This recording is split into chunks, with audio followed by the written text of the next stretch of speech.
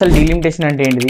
Delimitation అనేది ఎందుకు అవసరం? అండ్ ఈ డీలిమిటేషన్ నుండి మనకు కాంపిటేటివ్ ఎగ్జామ్‌లో ఎలాంటి క్వెషన్స్ వస్తాయి? అనే ఇంపార్టెన్స్ గురించి ఈ వీడియోలో చూద్దాం. వీడియోని స్కిప్ చేయకుండా ఎండ్ వరకు చూడండి. ఫస్ట్ డీలిమిటేషన్ అంటే మనకు ఒక దేశంలో ఆర్ రాష్ట్రంలో కాన్స్టిట్యూషనల్ బౌండరీస్‌ని చేంజ్ చేయడం ఆర్ పాపులేషన్ అకార్డింగ్‌గా సీట్స్ అనేది ఇంక్రీజ్ చేయడం. సింపుల్‌గా చెప్పాలంటే జనాభా ఎక్కడ ఎక్కువ ఉంటే అక్కడ సీట్లు అనేది పెంచడం అనేది డీలిమిటేషన్. ఇప్పుడు డీలిమిటేషన్ అనేది ఎందుకు అవసరం? డీలిమిటేషన్ హిస్టరీ చూద్దాం. అంటే లాస్ట్ టైం ఎప్పటి నుంచి స్టార్ట్ అయినాయి? డీలిమిటేషన్ అనేది ఫస్ట్ మనకు 1952లో జరిగింది. 1952లో ఉన్నప్పుడు మనకు 494 లోక్‌సభ సీట్స్ ఉండేవి. దాని తర్వాత 1963లో జరిగింది.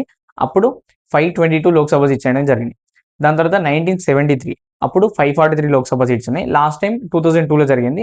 అప్పుడు కూడా 543 లోక్‌సభ సీట్స్ ఉన్నాయి. ఎందుకంటే 1971 సెన్సస్ పాపులేషన్ ప్రకారంగానే ఈ 543 సీట్స్ అనేవి ఉన్నాయి. అండ్ 250 రాజ్యసభ సీట్స్ అనేవి ఉన్నాయి.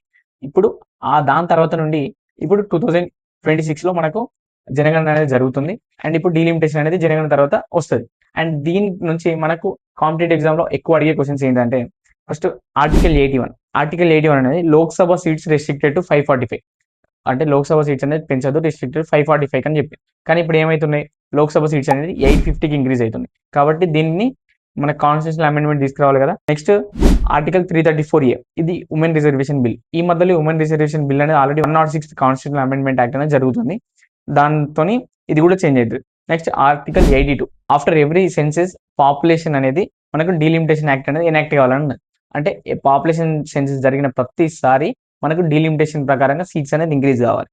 ఆర్టికల్ 170 సేమ్ ఇది సెంట్రల్ ఎట్లనో మనకు స్టేట్లో కూడా స్టేట్ లెజిస్లేటివ్ అసెంబ్లీ సీట్స్ కూడా ఇంక్రీజ్ కావాలి.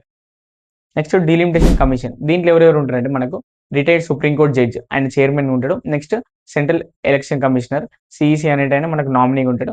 స్టేట్ ఎలక్షన్ కమిషనర్ మెంబర్గా ఉంటాడు. వీళ్ళు 3 మెంబర్స్ అనేది మనకు ఉంటారు.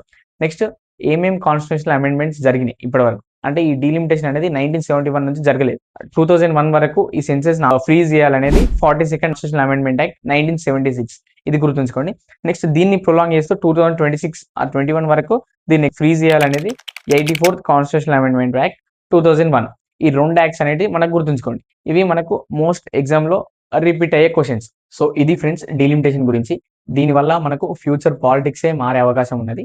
ఇది నా ఒపీనియన్. ఒకవేళ మీ ఒపీనియన్ ఏంటో కింద కామెంట్ చేయండి. ఈ వీడియో నచ్చితే రీపోస్ట్ చేయడం మర్చిపోకు బిగిలు. అండ్ ఇప్పటివరకు మన ఛానల్‌ని ఫాలో చేయకపోతే please do follow Akhil tips.